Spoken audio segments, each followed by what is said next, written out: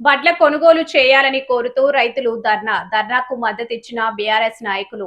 నారాయణపేట జిల్లా ధన్వాడలో వడ్ల కొనుగోలు వెంటనే చేపట్టాలంటూ రైతులు సింగిల్ విండో కార్యాలయం ముందు ధర్నా నిర్వహించారు. బీఆర్ఎస్ ఆధ్వర్యంలో చేపట్టిన ధర్నాలో రైతులు పాల్గొన్నారు. వడ్ల కొనుగోలు కేంద్రాలు ప్రారంభించినప్పటికీ ఇప్పటికీ ఇంకా వడ్లు ఎందుకు కొనుగోలు చేయడం లేదని బీఆర్ఎస్ నాయకులు ఇర్ఫాన్ అహ్మద్, కురవా, నవీన్, మల్లేష్ గౌడ్లు ప్రశ్నించారు.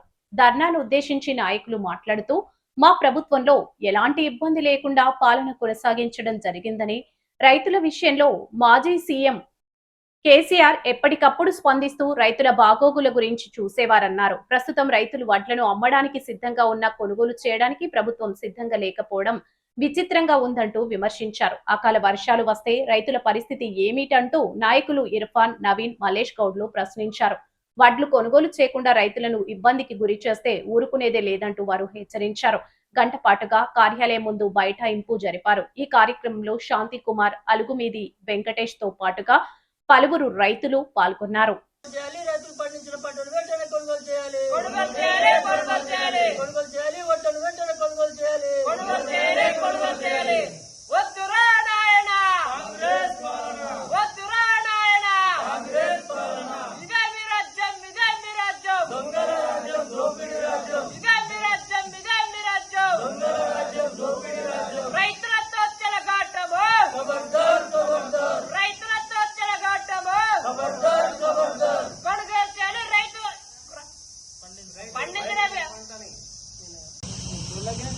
నేడు ధన్వాడ మండల కేంద్రంలో ధన్వాడ బీఆర్ఎస్ పార్టీ ఆధ్వర్యంలో ధన్వాడ పట్టణ అధ్యక్షులు బీఆర్ఎస్ అధ్యక్షులు శ్రీ మల్లేష్ గారి ఆధ్వర్యంలో రైతులు పడుతున్న కష్టాలను, రైతులు పడుతున్న గోసలను చూసి చెరించి నేడు ధన్వాడ టౌన్ బీఆర్ఎస్ పార్టీ ఆధ్వర్యంలో ధన్వాడ సింగిల్ విండో కార్యాలయం ముందు ధర్నా కార్యక్రమం చేపట్టడం జరిగింది.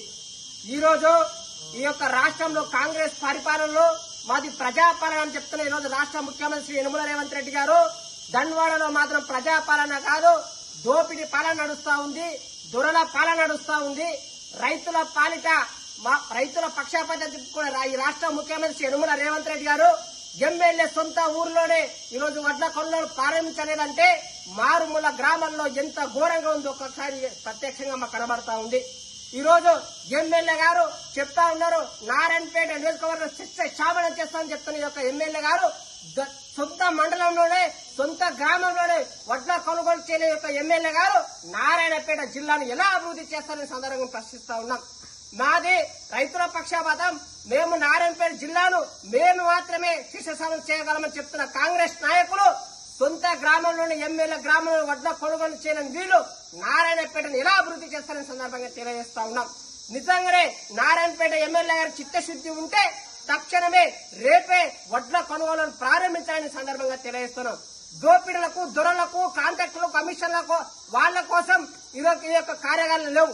రైతుల పక్షపాతం నిజంగానే ఉంటే తక్షణమే రేపు రైతుల పాలిట కాంగ్రెస్ పార్టీ రైతు పక్షపాతం అయితే రేపు ఉదయం వెంటనే ఈ యొక్క రైతులు పండించిన ధాన్యాలను వెంటనే కొనుగోలు చేయాలని, మరి వీళ్లకు కనీస నీటి వసతి కూడా కల్పించిన యొక్క కాంగ్రెస్ పాలన చూస్తూ ఉంటే రాబోయే రోజుల్లో కాంగ్రెస్ పార్టీకి ఓటమి తప్పదని ఈ సందర్భంగా హెచ్చరిక చేస్తా ఉన్నాం.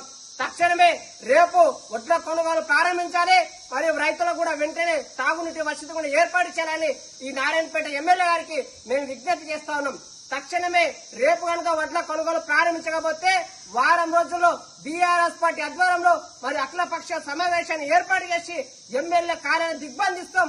అవసరమైతే రోడ్లపై ధర్నాలు, రాస్తారోకలు చేపట్టైన రైతుల పాలిట రైతుల పక్షపాతి బీఆర్ఎస్ పార్టీ ఎల్లవేళలా అండగా ఉంటుందని రైతులకందరికీ విజ్ఞప్తి చేస్తూ ముగిస్తా ఉన్నాం. జై హింద్, జై భారత్, జై తెలంగాణ.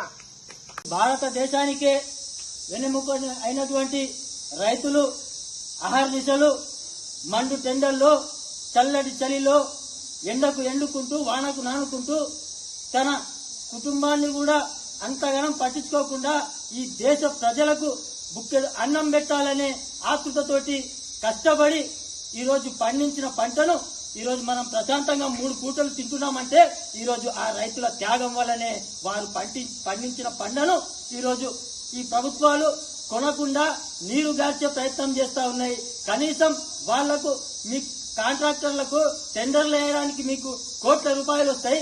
అదేవిధంగా మద్యం టెండర్లు వేయడానికి మీకు కోట్ల రూపాయలు వస్తాయి. కానీ రైతులు పండించిన పంటను ఈరోజు కొనడానికి ఈరోజు ప్రభుత్వానికి ఎందుకంత వివక్షనో ఈరోజు రైతులకు చెప్పాలని చెప్పి ఈ సందర్భంగా మేము డిమాండ్ చేస్తా ఉన్నాం.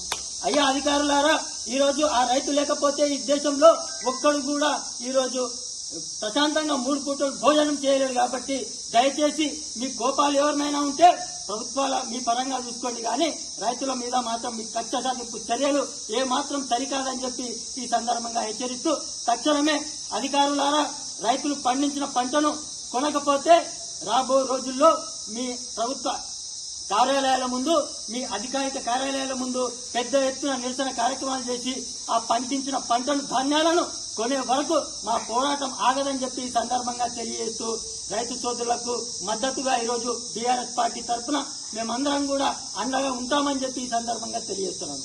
జై తెలంగాణ.